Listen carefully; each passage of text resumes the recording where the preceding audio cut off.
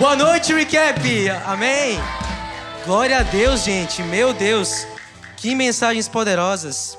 Gostaria de glorificar primeiro a Deus por essa oportunidade. Também pela vida do pastor Eduardo Reis, pastora Priscila e do Gu também da Lari, né? Gente, que mensagens poderosas.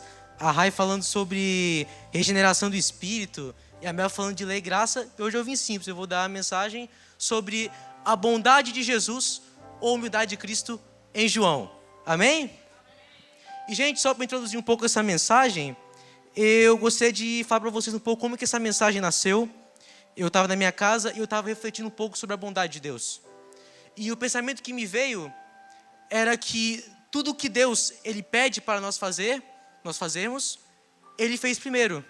Vou te dar um exemplo. Jesus ele sempre pede para você amar uns aos outros, mas Ele foi o primeiro a amar você. Jesus sempre nos pediu que nós fôssemos aptos para perdoar uns aos outros. E Ele foi o primeiro a perdoar, perdoou todos os seus pecados. Jesus, Ele sempre pediu para você tomar a sua cruz. E Ele foi o primeiro a tomar a cruz dele. E continuei nesse pensamento. Aí eu comecei a pensar em atividades da igreja. Nossa, a igreja é oferta. Jesus foi a própria oferta. E então, cheguei no último dos pensamentos. A igreja hoje é o maior órgão de caridade que mais ajuda os pobres. E Jesus... E nesse momento eu travei. Porque eu falei, meu Deus, até agora, Senhor, eu não achei, eu li os evangelhos e não li nenhum texto em que você ajudar financeiramente uma pessoa pobre, uma pessoa carente. Irmão, esse não é o nosso tema, mas eu estou tocando nisso porque Jesus era uma das pessoas que mais pregava sobre isso. Ele era o que mais se importava com os pobres e ele ensinava, né? Ele já até falou com um rico, pedindo para o rico entregar tudo que ele tinha para os pobres. Aí eu falei, meu Deus, qual que é o mistério disso?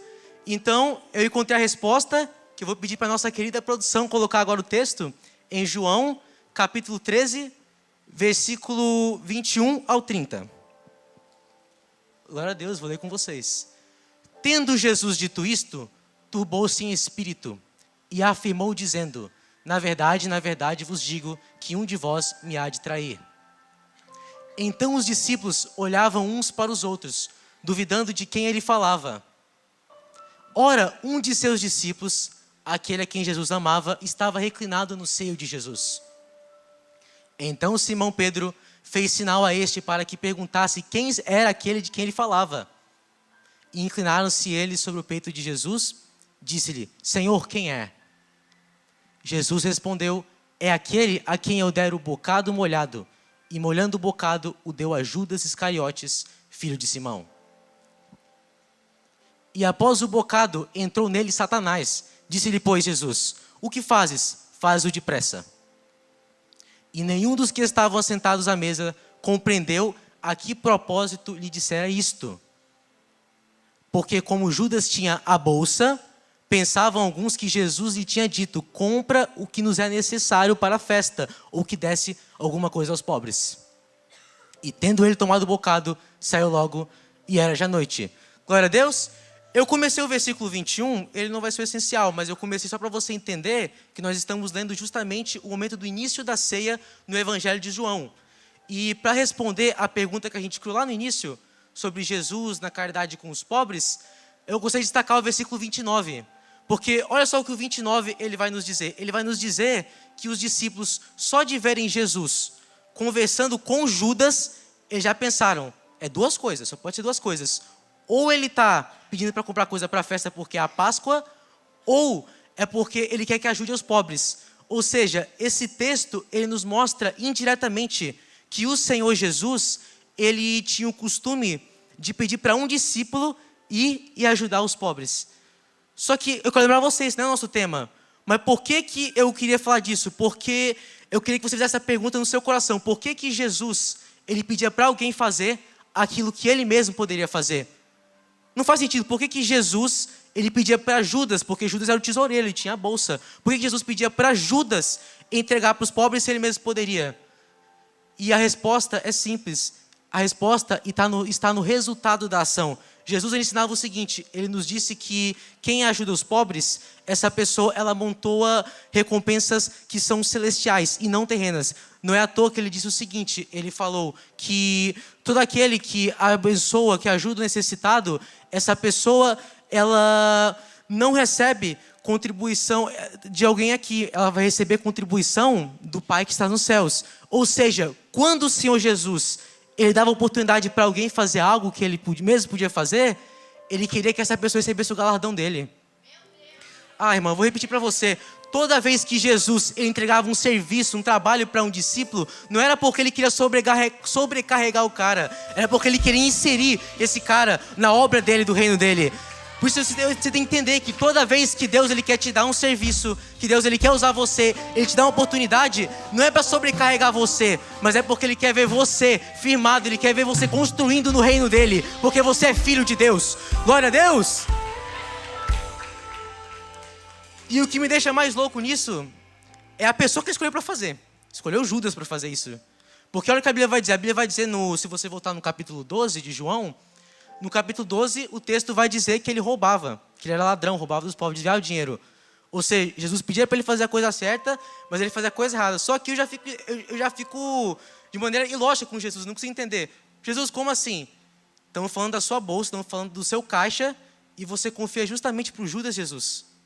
Não, deixa eu ser sincero aqui. Pedro, se você tivesse que escolher alguém dos discípulos de Jesus para cuidar da bolsa de Jesus, quem você escolheria? João? Faz sentido. Porque, vamos lá, Jesus tinha 3 íntimos. Quais eram? Pedro, Tiago e João. Fazia o maior sentido escolher um dos 3. Também tinha Mateus, que Mateus era coletor de impostos, ele era publicano. Ou seja, o cara tinha experiência com dinheiro, já mexia com muito dinheiro. E também tinha Natanael. Porque a Bíblia vai dizer, por exemplo, que Natanael, quando Jesus encontra Natanael, Jesus falou bem assim: eis aí um verdadeiro israelita, um homem em quem não há nenhum engano. Ou seja, era um cara honesto. Só que Jesus, olha só quem ele escolheu para poder mexer na bolsa. Jesus não escolheu nem os 3 íntimos, Jesus não escolheu o cara que era honesto, e Jesus nem escolheu também o cara que era mais experiente, ele escolheu mais picareta. Aí você fala: ô Jesus, não te entendo, Jesus.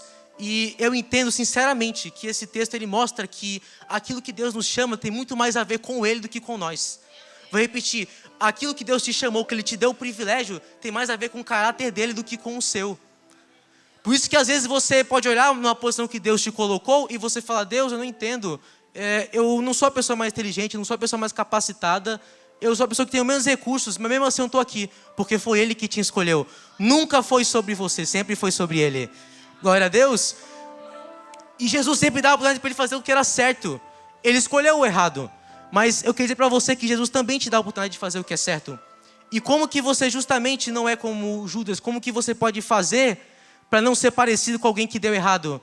É só você não copiar o que ele fazia. Quando Jesus entregava algo que era bom para ele, que era para ele distribuir para quem necessitava, ele pegava para ele mesmo. Então tudo que Deus te entrega, você tem que entregar para os outros. Não é para você não pode reter para si mesmo. Porque para que não seja morte. Porque Deus te chamou para você ser um canal de vida, para você fluir vida. Rios de água viva sobre a sua vida fluirão. Irmãos, lembrem da mulher samaritana, que aquele texto é muito lindo. Só que ele também é um pouco ilógico para mim. Porque vamos lembrar da história, quem que lembra da história? Que a mulher samaritana, ela foi pegar água do poço, aí vem Jesus e fala: tenho sede, você pode me dar um copo d'água? Aí ela falou: você é judeu, por que você está falando com a samaritana? Eu também sou mulher. Aí Jesus ele fala: se você soubesse que eu tenho água da vida, você nem perguntaria. Só que é interessante nesse texto, para um pouco para pensar. Jesus, a fonte de água vivas, tendo sede. Eu imagino com a cabeça daquela mulher, ela olhando e falando assim: Jesus, não estou te entendendo. Você está falando para mim que você tem água viva, que você tem água que quem beber jamais terá sede, e você vem aqui pedir água de mim? Não consigo te entender. É porque ela não entendia. Mas Jesus, ele precisava encarnar, precisava ser homem, precisava ter sede para que ela sempre fosse saciada, para que ela pudesse ter a vida eterna, para que ela nunca mais tivesse sede e provasse da morte. Glória a Deus. Por isso, o Cristo que é revelado em João é um Cristo muito belo, é um Cristo extremamente humilde. Ele é um Cristo que, ele mesmo tendo tudo, ele se importa com quem é nada. Mesmo ele sendo superior, ele se importa com quem é inferior. Mesmo ele sendo o centro, ele se importa com a periferia. João é o único evangelho que, por exemplo, que fala da lavagem dos pés. Olha que louco, é um evangelho que foi escrito para provar que Jesus é Deus. Só que é o único evangelho que fala sobre a lavagem dos pés, que fala de um Jesus servo, que fala de um Jesus humilde. Por quê? Porque o Deus Jesus de João é o mesmo Deus Jesus que Paulo falou em Filipenses, quando ele disse o seguinte: que sendo Deus, humilhou e veio em forma de servo, mesmo ele sendo Deus, ele quis ser humilde. Ele preferiu assim dizer que ele preferiu ser vida para você. Ele preferiu ser o pão da vida para o teu alimento. Ele preferiu ser a luz do mundo para as tuas trevas. Ele preferiu ser a porta do curral das ovelhas para que você tivesse um local seguro. Ele preferiu ser a ressurreição para que você não tivesse mais no sepulcro. Ele preferiu ser a vida para que você não tivesse mais na morte, na ausência de vida. Ele precisou fazer tudo isso, mas foi por você. Glória a Deus.